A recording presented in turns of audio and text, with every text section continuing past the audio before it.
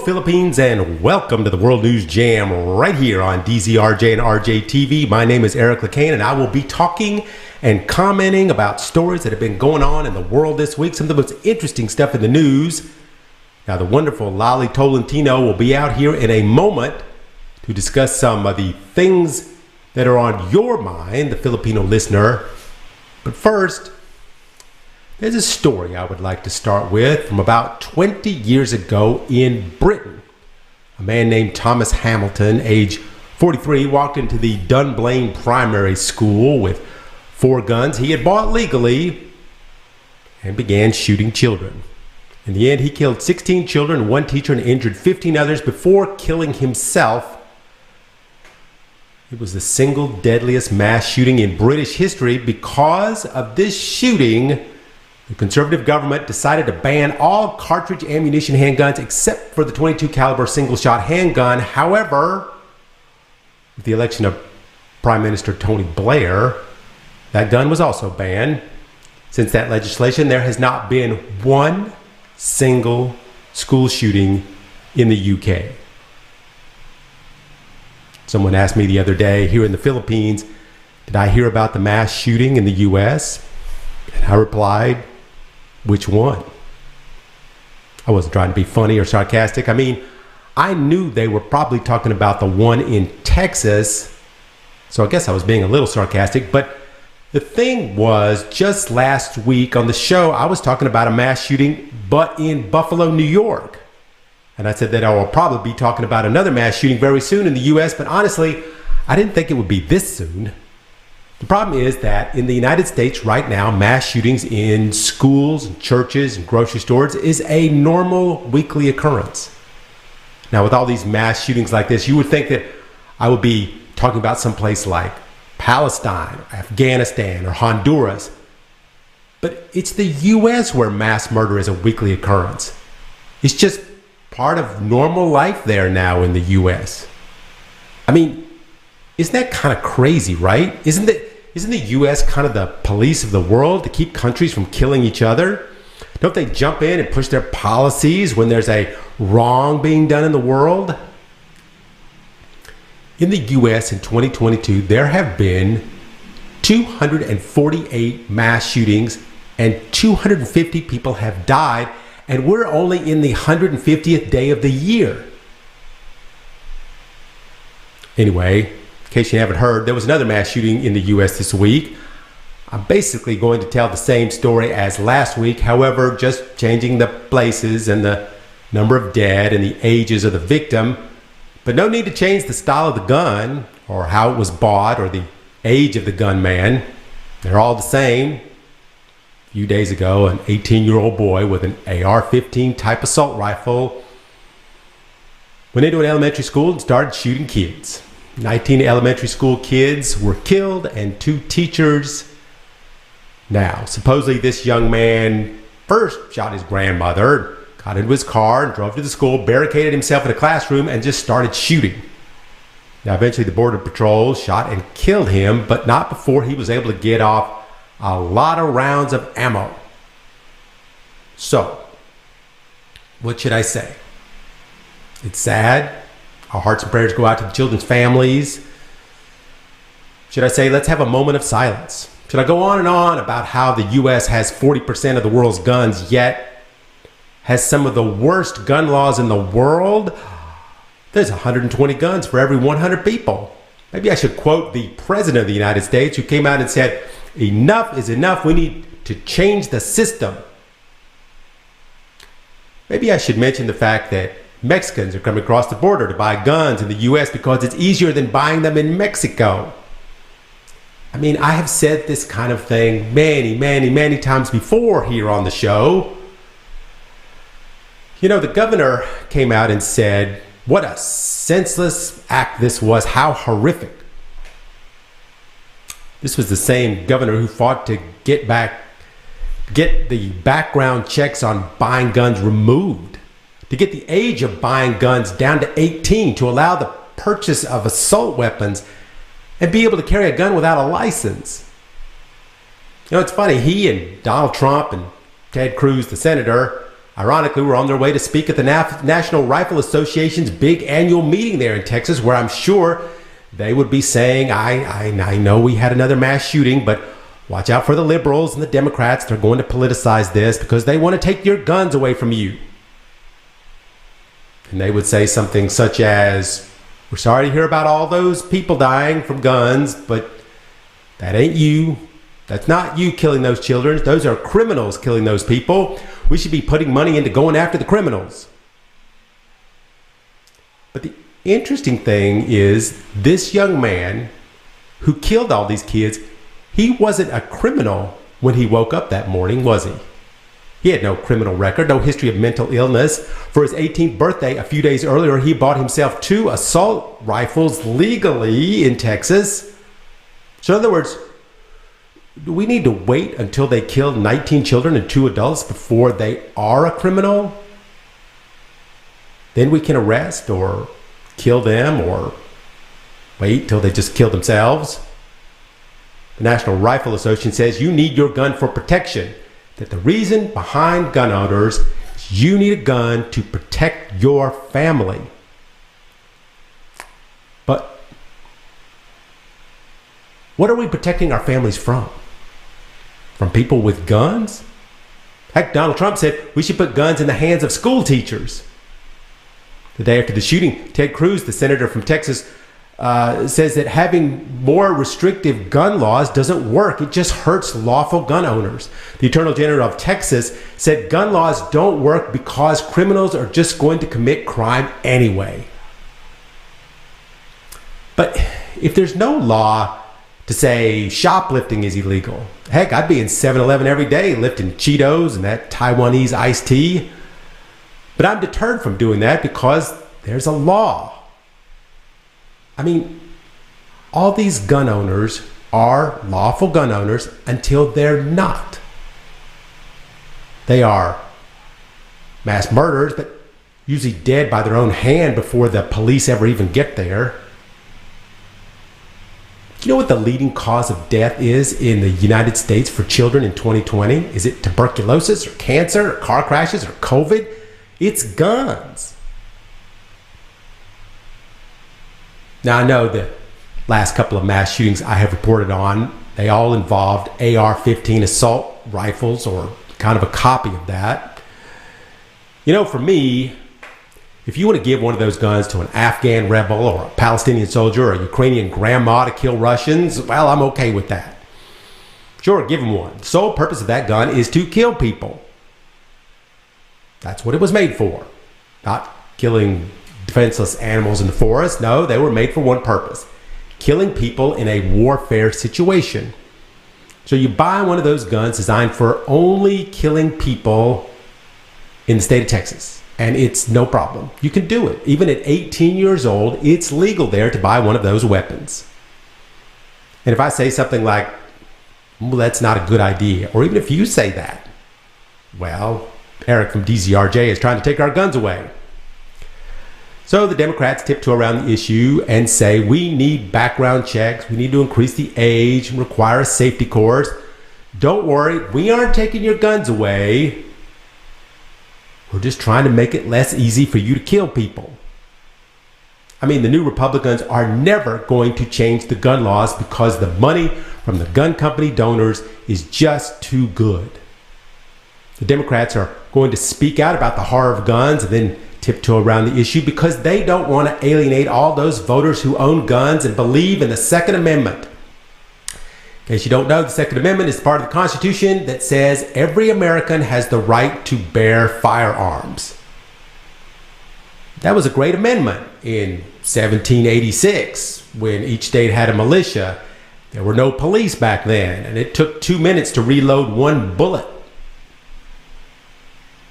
I mean, if you want to buy a rifle that can shoot 500 feet and kill a deer, go ahead. But why buy a gun that has the ability to shoot 9 to 40 rounds in a second at close range?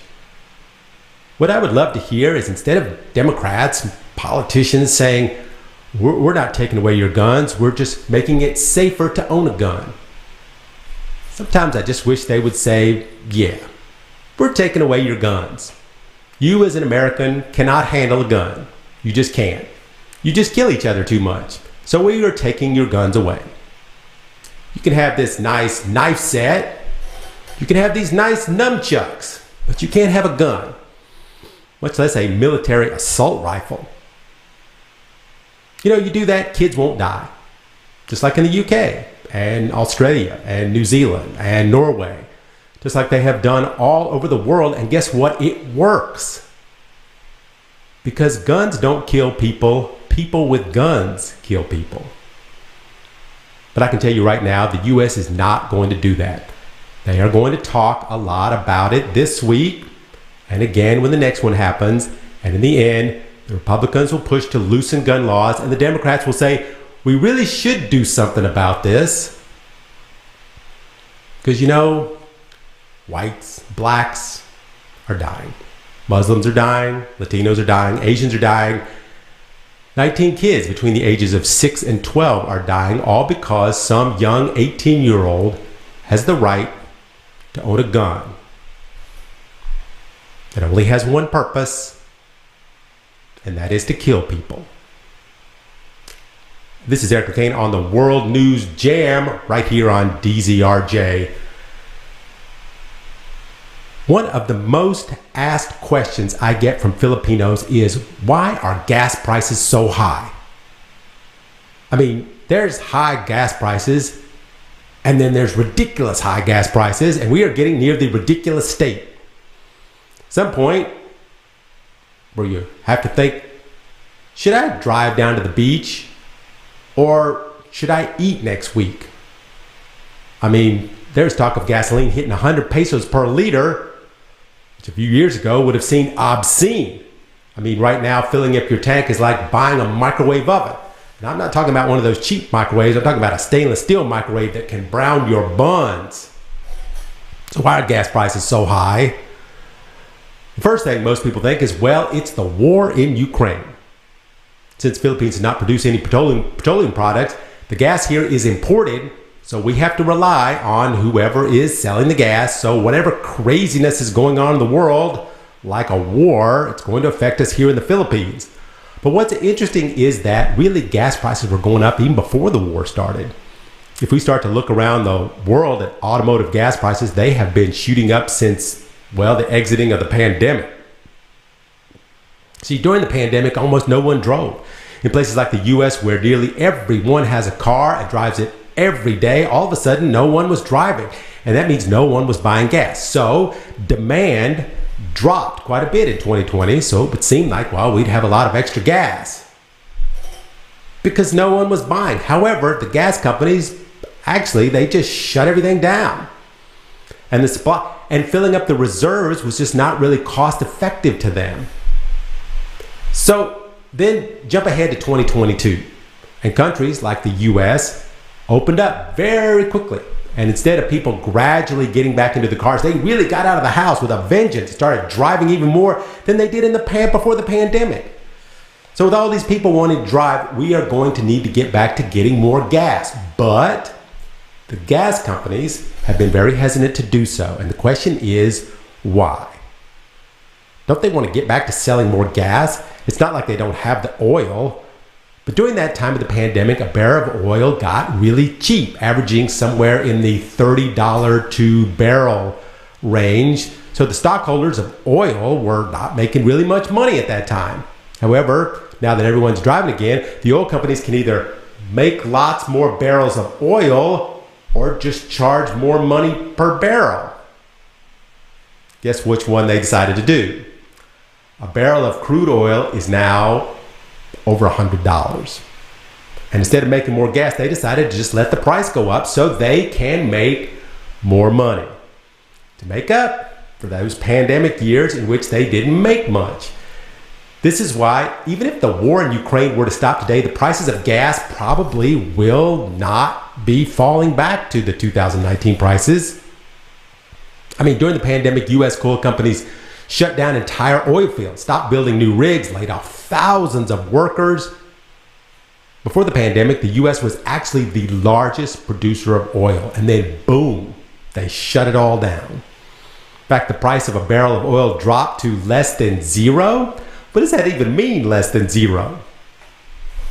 But the thing that's so interesting, especially out about the big oil producing U.S., is that they cannot get things restarted again. It's just not like flipping a switch on.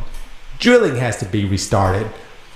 That means you're going to need parts and build rigs. And the problem is the supply chain issues, and people are going to need to be rehired, and the refineries are going to have to be restarted. So the U.S., the biggest oil producer in the world, has some big problems right now. Okay, so what about OPEC and OPEC Plus? Why can't we just get their oil? They have like 10,000 years worth of oil. But like I said, they don't really want to give it because making less oil at a higher price is better for them. They can make up for some of that money they lost in the pandemic. Why not ride the wave of high prices? Because in places like the U.S., driving has not decreased at all. In fact, it's increased, and people are just paying these ridiculously high prices. This is obviously spilling over to the rest of the world in places like the Philippines. So, when are the prices of gas going back down?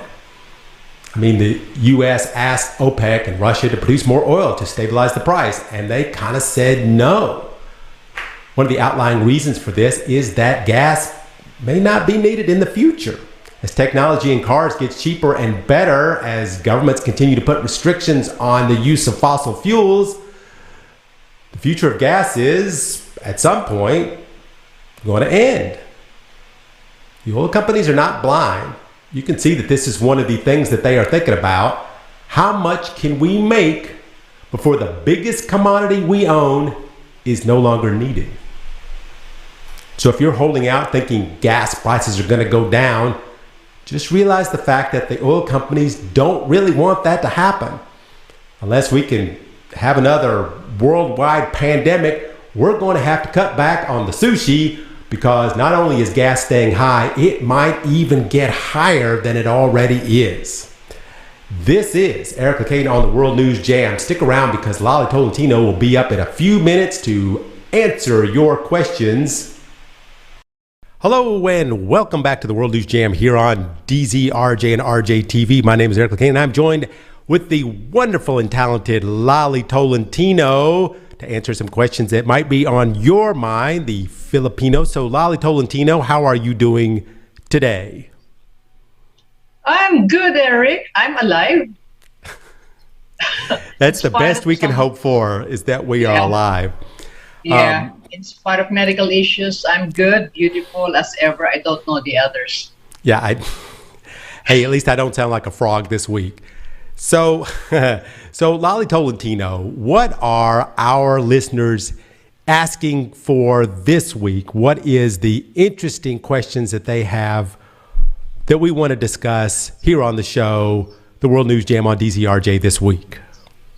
All right. The very number one question for the week is from our dear friend Ren from Santa Rosa, Laguna. One of our favorite listeners, yes. Ren from Laguna. Yes. Okay. The question is, do you think President Biden can implement gun control? This is very controversial these days. Yes, it is. Joe Biden said the world has changed and it's demanding action. But Joe Biden said that 10 years ago, actually, after the massacre at Sandy Hook. Now, here we are again. Biden is saying another massacre. He's telling us it's, time to turn this pain into action. But the question is, how? How is Joe Biden going to do this? The president can suggest legislation until his teeth fall out, but it's up to the Senate to enact gun control policies, and they won't. If there was a mass killing every week in the U.S., which, correct me if I'm wrong, Lolly, but there basically is now a killing just about every week in the United States, a mass murder. The Republicans are not going to do anything to change this. Right now, the worst mass murders in history, and there is legislation on the docket in the Senate to increase background checks, the simplest possible thing they could pass. And it's not even going to come up for a vote. When Joe Biden made that speech after that school shooting in Texas. It was great. It was wonderful. It was moving. He said a lot of great things. Why does this happen? We need to change this. But he didn't say any exact piece of legislation that he was going to pass. He didn't give a list of name of the Republicans who are taking the money from the National Rifle Association and standing in the way of the legislation. He won't do that. He'll give a great speech about how sorry we are. And in the end, people are dying. Well, let me comment on that, Eric, because I've been reading about this thing. The problem in America, because I've been following all the story in America about mass shooting and all kinds of shooting. No matter what the president says, the problem is it's hard to put things into law because of the politics. All right, the Republican doesn't want to amend this, this law. So what can the president do unless you are in the dictatorial type of country that you can, all right, change the law right now. Of course, it's not what it is. So it's heartbreaking just to hear every day that innocent people, children, teachers are being killed by this man. Why and what's the reason? It's a racism issue because who is this guy? Right? How can you change the law of America to ban, the minimize the whatever thing about this gun in America? Because, the freedom for everything is your problem in America. Last week we were talking on the show about a mass shooting that happened just last week, and that was a racist attack. This was not a racist attack. This was an attack for what reason we don't even know yet. Why kill a bunch of children? I understand the other guy. He was mad because he was worried that the blacks were taking over the United States. This one, I don't understand. There have been 8 mass shootings in Texas in 13 years. And they continue to do the opposite of what I think you should do logically when there's mass shootings. They're making it easier to buy guns. And I don't understand the mindset of the senators sometimes and the politicians that, I know they want to get reelected. And I know if they say, oh, well, we need to keep our guns, but, we'll figure something else out later. So instead, we're going to drop the age of buying a military assault weapon to 18 years old. Yeah, I know. But, and then I even saw this, there's somebody says that, even the teacher should be given a gun. All right.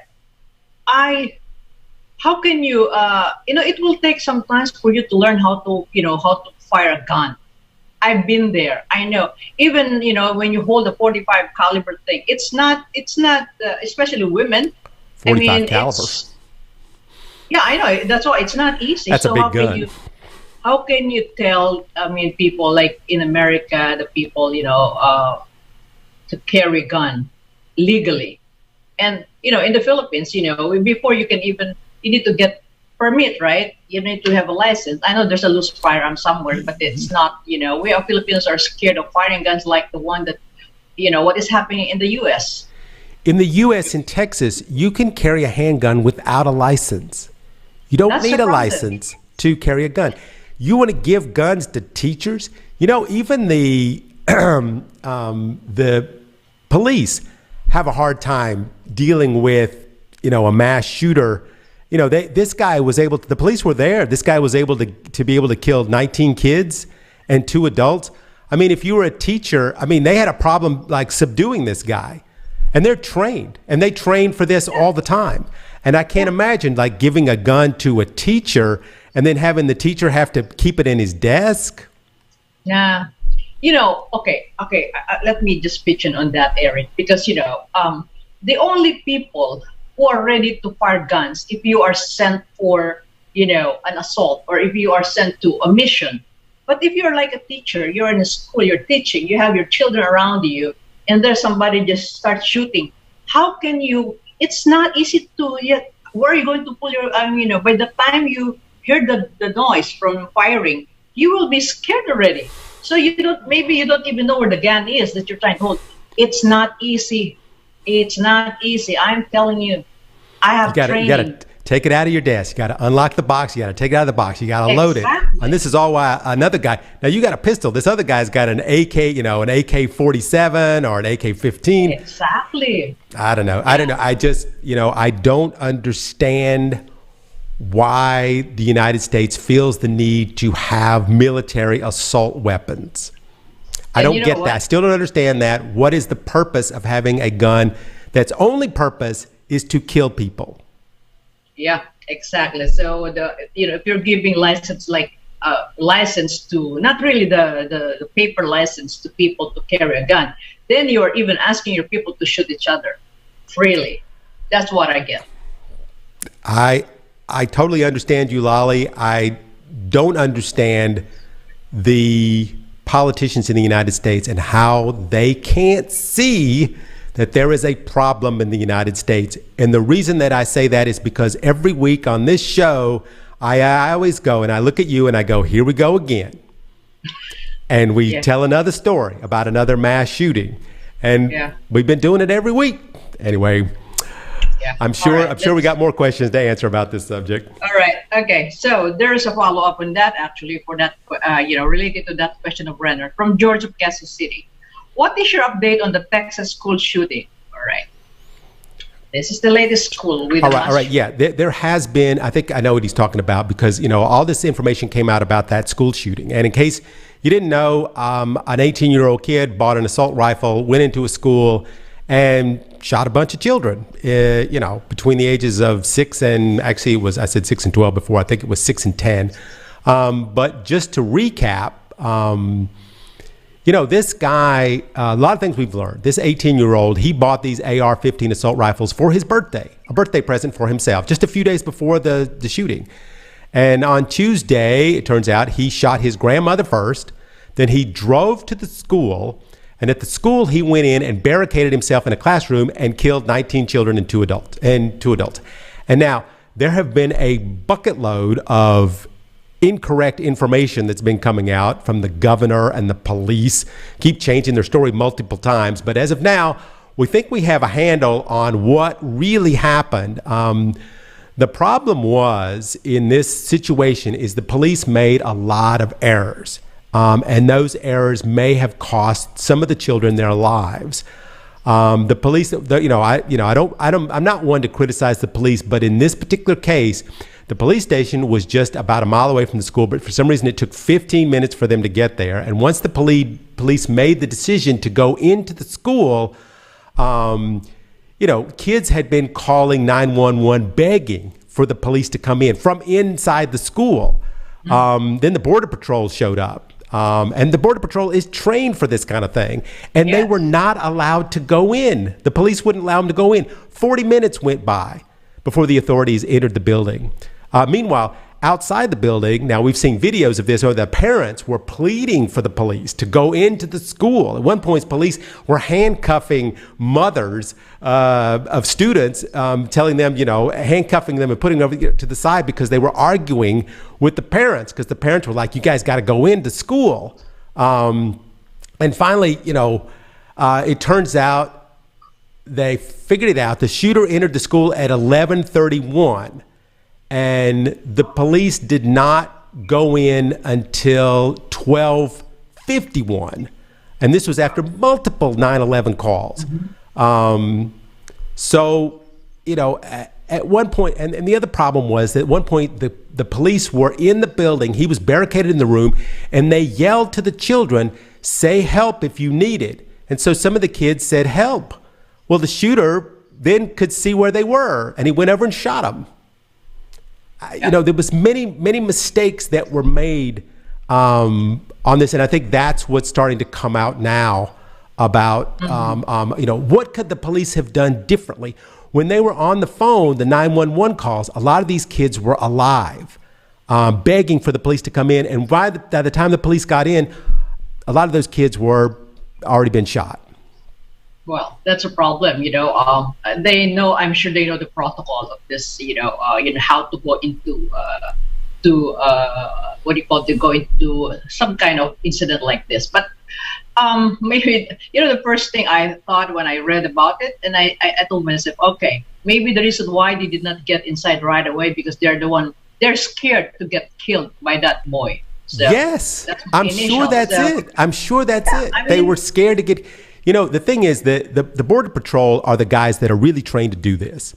And the Border yeah. Patrol got there and the police were like, no, no, no, wait, we're not ready yet. We're not ready yet. And I know the police have been trained to do this. However, maybe they've never been in this incident before. And this is their Maybe. first time ever being in a situation like this. So I'm sure Yeah. they were scared. Yeah. So, and the other thing is probably, they thought it was like a hostage thing. A hostage issue is a different one, and compared to this shooting, all you have to do is attack already the shooter because look what happened. 19 kids, 2 teacher died on this incident. Okay. Now I have a question for you, Eric. Of course, like I said, when we were talking about on the first question is this, and having a gun. I know that your father was a former police officer in America, right? Yes. Did Yes. he ever teach you how to hold a gun? No. No. See, look at that. Even though you have somebody, a military guy or a police officer from, let's say from the family, you're most of the time your parents will even teach you how to, unless or until the time you ask for it. That Dad, I wanna learn how to hold or to Yeah, use, my father particularly didn't teach me. I grew up around guns, so my uncle was a gun maker. Everybody in my family has been in the military, so I kind of grew up around it. So I knew how to shoot a gun, I've never been in a situation like where my life was being threatened by a gun. So I can't even imagine some of the people went through and what the police, and I feel for the police. I understand, the press is out there screaming at them like, why didn't you do this? And why didn't you do that? And why, and and the guy who's head of the police that were in charge that day said, you know what, we made a mistake. Yeah, he accepted it. He admitted that he made a mistake. But I understand why. Guy's got an AK-15. An 18-year-old kid's got an AK-15. He's waving it around, shooting it everywhere. Of course, there's a chance you're going to get shot. Yeah. So I understand why all these updates now keep coming out about how the police, all the mistakes that they made and the mistakes that led to children getting shot. One kid was explaining what it was like. She was in the room and she said, the teacher ran to the door to lock the door. And as she went to the door to lock it, the gunman was there at the door. And he pushed the door open and he said, good night. And he shot her. And then he looked at the kids and he's like, it's time to die. I can't imagine. The little girl that was telling this story, her friend was shot and killed. And I don't want to be gross, but she took the blood of her friend and smeared it all over herself and played dead to make it look like, because he kept walking around. He was walking around looking for people to shoot. So this is, the things that are, and they're going to continue to come out. These stories are going to continue to keep rolling out about all the things that happened to this thing. And the issue is we're all going to listen to all these stories and then what's going to happen? Yeah. All right. And I don't know. hopefully no more shooting whatever in the world, not only in America, but anywhere in the world. Well, I can tell you, Lolly Tolentino, right now that in a few weeks or even next week, we're going to be talking about another mass shooting in the United States. I hope. I'm telling you, it's going to happen again. Yeah. And I wish, it seems crazy, but I don't understand why this keeps happening and why they can't fix it. It seems like something very simple. They should, like I said, they should make me president for a day. I'd fix it in a second. Make me president for 5 minutes. I'd fix it in 5 minutes. I'll help you, Eric. Okay. Me and Lolly Tolentino, we are going to fix the problems in the U.S. with gun violence. All right, let's go to Mindy of Manila. What is the cause of the collapse of the 10-story building in Iran? Oh, wow. My God. Isn't this crazy?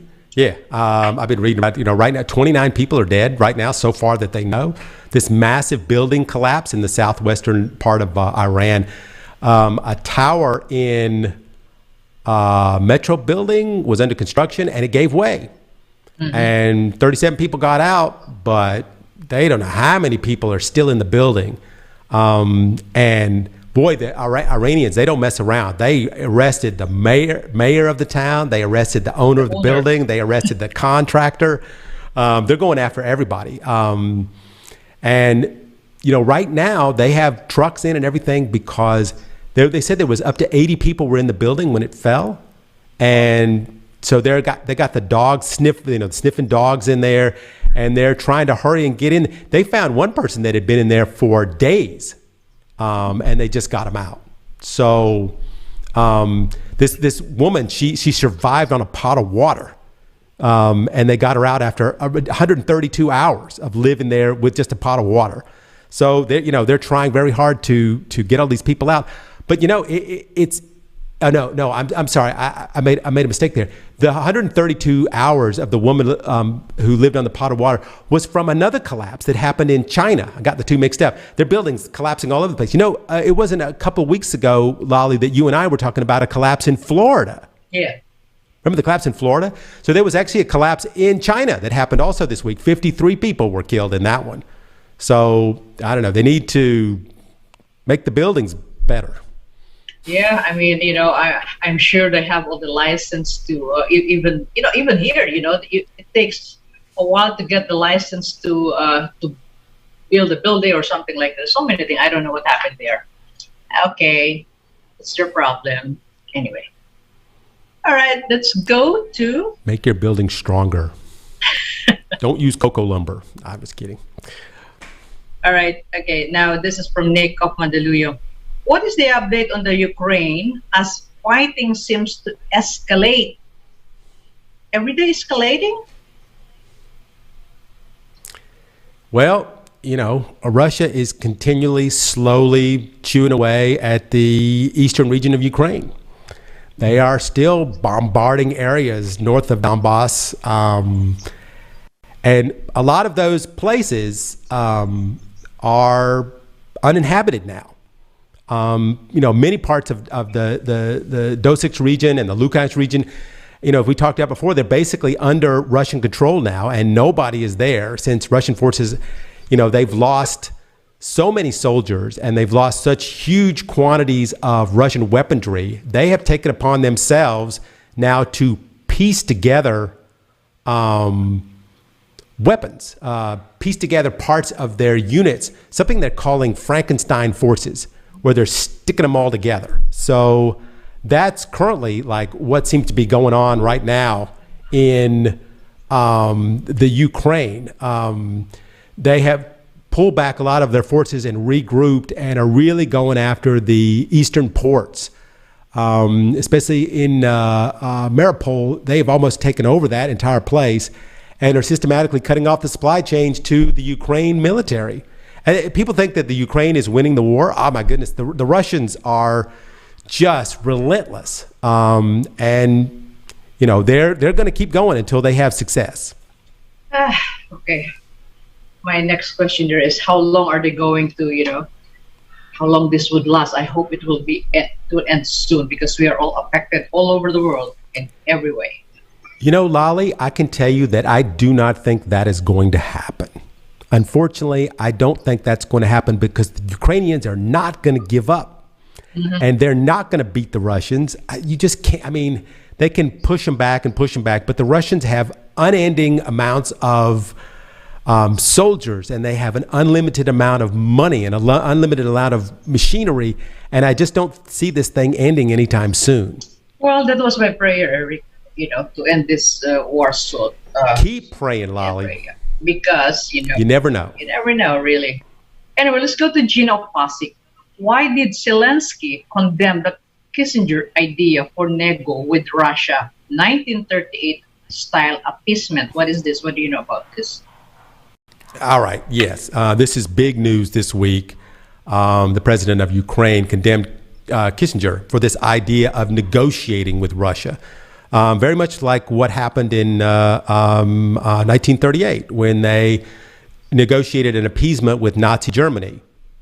Remember how that worked out? That didn't work out so well, did it? So back then in 1938, if my history is right, they agreed to give part of Czechoslovakia to Germany in exchange for not going to war. And, look how that turned out. Germany went to war anyway. So, Kissinger speaking out on the World Economic Forum. How old is Kissinger, by the way? I think he's 98 years old, and he's still trying to be relevant in modern world policy. So Zelensky said, Kissinger came out and he said, you know what, you guys need to come up with something. Give up something. Give the Russians something, and then we can stop this war. And Zelensky is like, are you nuts? We're not going to give anything to the Russians. They have taken Donbass. They've taken Crimea. We want us to give them more territory. He says, they're Ukrainians living on those lands. What are they supposed to do now? Just leave forever? And he's thinking, you know what? If we give them something, if we give them an appeasement, it'll be just like what happened in Nazi Germany back in 1938. We'll give them something, and then they'll come back later for more. And so Zelensky's like, no, we're not giving this up until we have everything back that we started with. And that's not going to happen. Russia's not going to give up these places. So, that's what it's about. I mean, Zelensky is like, Kissinger, this is not going to happen. We are not going to do this. Forget about it. You're not taking into account all the millions of people that live on these lands. And so I don't think Zelensky's going to make a deal. Okay. He's not, no matter what 98-year-old Kissinger says. And for sure, Putin's not going to make a deal. So where does that leave us? Yeah, that's a problem. And, I think Zelensky has, is much into this because he has a backup of the Western, right? Right now, Putin is in a really bad spot, and it keeps getting worse because the war, it continues, and Putin is losing soldiers. He's losing military equipment.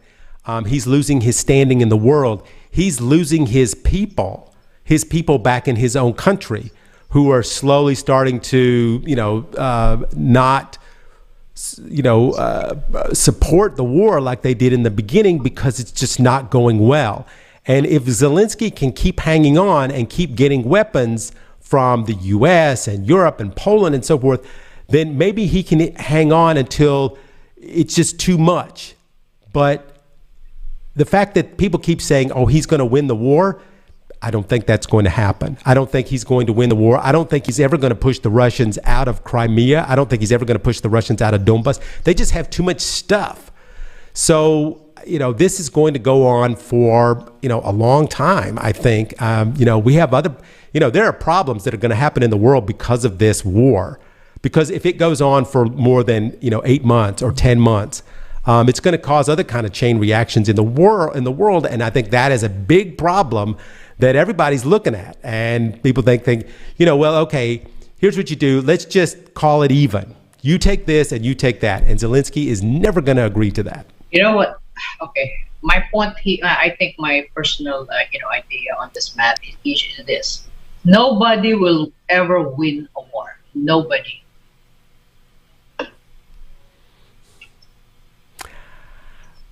I mean, in this particular case, it's going to be tough because in the end, they've already destroyed so much of the Ukraine. I mean, it's going to take decades to build this place that's back. My point. Nobody will win this war because they're both affected Russia and in Ukraine, no matter which side you look at.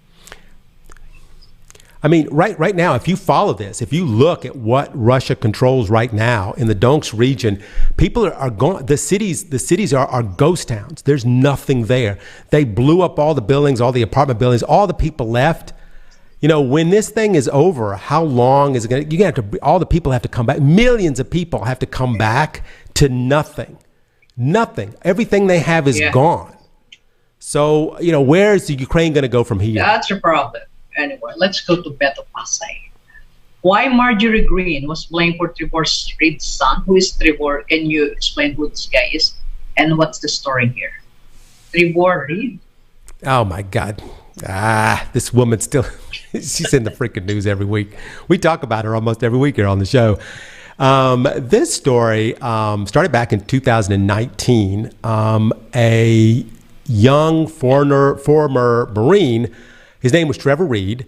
He was in Russia studying and visiting his new Russian girlfriend.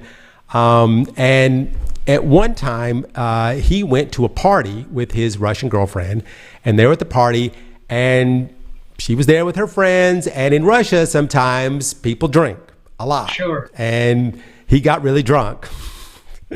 And his girlfriend asked now this is something I still don't quite understand. She asked the police to let him sleep it off in the local drunk tank until he was sober, then he could come home. Well, while he was in there, they started questioning him, and they found out that he was an ex-Marine. And before they knew it, they accused him of assaulting police officers. Now, before he knew it, he was in a trial. And of course, how you can imagine how that trial went. Supposedly, during the trial, the judge was laughing at the police officers because they couldn't keep their story straight. They didn't know who was saying. And even one of the police officers told Trevor that they were told to write down exactly what they were going to say. And so he was found guilty and, sentenced to hard labor. So he appealed the decision, and during the appeal, they put him in one of these psychiatric wards, which was gruesome the way they were expecting, like something out of a horror film. And he couldn't sleep because he was so worried somebody was going to kill him while he was sleeping, and there was blood on the walls, and it's just a horrible situation. So the United States worked out a deal. They worked out a prisoner swap. You can have one. They do this all the time. We'll give you one of your prisoners that we have, and you give us, that guy.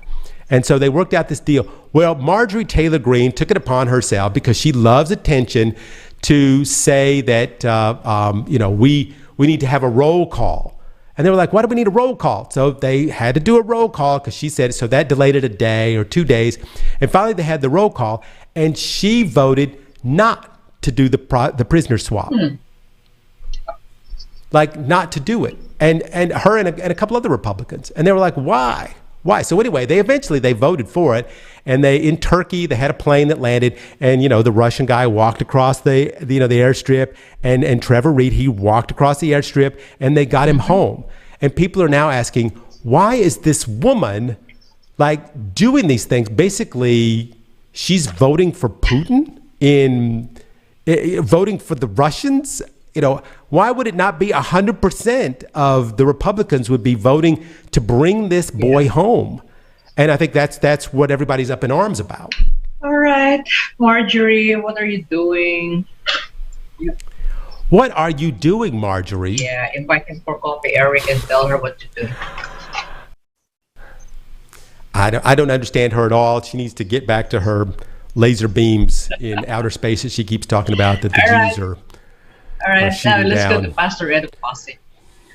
Okay, let's go to local now. Do you think President-elect Bongbong Marcos can deliver his promise of 20 pesos per kilo of rice during his 6-year term?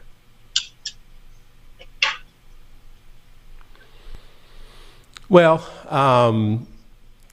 this has been an interesting thing, because Bongbong Marcos did not have a lot of, very precise things that he planned to do. And this was one that came up, and he said he was going to bring the price of rice down to 20 pesos. Now, recently, Bongbong Marcos said that the idea of bringing rice to 20 pesos was an aspiration, which to me, it seems like something that they don't have a specific plan to do, but something that they want to do. Kind of a wait and see if we can do this. I guess the big issue is, how do you cut rice by 50%? How's he going to do it? And there hasn't been as far as I can see, a clear path on how this is going to happen. There's an inkling of setting a price cap on the rice. However, if you do that, what's that going to do to the rice farmers? You know, if they sell rice at a loss, how is the government going to subsidize the rice farmers? And this needs to be factored into the national budget if this is what they're going to do. And if they do this, are they going to raise taxes or are they going to borrow the money? This is something that I've been trying to understand, and I've been reading a lot about this over the last 2 weeks, I guess. He said, if I quote him right, that the Philippines must be self-supportive of its rice and stop the imports. But how can they do that is the question. Right now, the war in Ukraine, Russia's, the main supplier of fertilizer right now. So price of fertilizer has gone through the roof. So the price of rice is predicted is going to rise. So the question I guess I have, maybe you can help me out with this, Lolly, is how is the government going to subsidize the sale of rice at 20 pesos? And did Bong Bong, is he mean that he's really going to do this, or he's just thinking about it and this is a aspiration that he has of something that he would like to see? But, how are they, can they actually really do it? There's an interview that I saw one time about this issue. I just want to make this point of saying this. Of course, it will not be an overtime thing for the 20 pesos. She said 20 to 30 pesos per kilo. It could be done, but it will not happen in the next 2-3 years, because there should be a lot of things to be done for you to be able to bring down the price of the rice. There's a lot of consideration. So if that is his point of why not? I mean, I'll be happy to have a 20 or 30 pesos kilo of rice, though I'm not an rice eater. But mostly for Filipinos. Yeah, I know. This is one of the things that came out afterwards, after he became president, because in the beginning it was all 20 peso rice, 20 peso rice. And now that he's come out and made that speech, which is the one I think you're talking about, it's now 20 to 30 pesos. Yeah, I mean, why not? I mean, because people would always, in everything you say, if you are already in power, or you are a celebrity, or anybody with name, anything you say, you will be caught. They're gonna quote you for whatever you say. So now they're making a lot of. Well, yeah, when you say something like 20 peso rice, yeah, I mean, they're going to quote that for sure. If they have a plan of, bringing it down, why not? But I believe that it will, like I said, it will not happen the next 2 or 3 years. All right, that's a good point. There is something that you have. Well, for sure. It's like setting a goal. Okay, let's set for the goal of bringing the price of rice to 20 pesos. All right. So I know they're thinking of they're thinking of so many things on how to do this. But let's wait and see for the government to, the incoming government to do something about it, because we need this. Now, yeah, he's right, and why we should not be importing rice, because we used to, a lot of those countries like Vietnam, Thailand, they used to come to Erie and Los Baños to learn, the school for the international research, and now they're the one doing well in terms of, rice. So why not go back to that? Let's make our own rice. If that means we need to do a lot how you gonna do it? That's the big question. I mean, the only way that I can think of, and it's not me just thinking of this. The only way that many economists are looking at this, he's either going to have to raise taxes or he's going to have to borrow the money.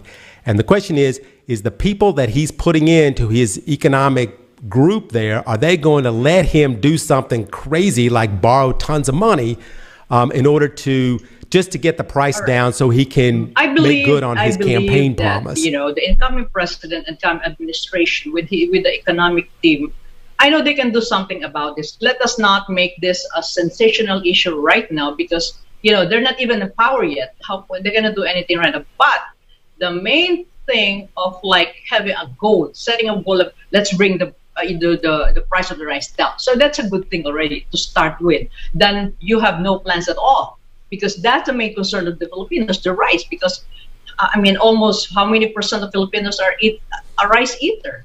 So I don't see anything wrong about his dream of bringing the right. I mean, the price of rice to. And the question of pastor is during his 6-year term, 6 years. So it's not 2-3 years. No. Yeah, I mean, he could do this. He could do this at 5 years and 6 months, Well, and got Eric, it, get it down at that point. So as long as he gets it in, the chance to do what he promised to do. All right. Yeah, I mean, like I said, let's see because I was trying to figure out how, but as far as waiting for Bongbong Marcos to get the rice down to 20 pesos, we cannot wait, Lolly, because we are out of time. Our show is at the end of the show, and we're going to have to wait and come back next week and talk about this a little more. So for me, Eric Lecain and Lolly Tolentino here on the World News Jam on DZRJ, we're out of time, but we'll be back next week. Thank you so much for joining us this week. Everybody be safe out there, and we'll see you then. The views and comments of the host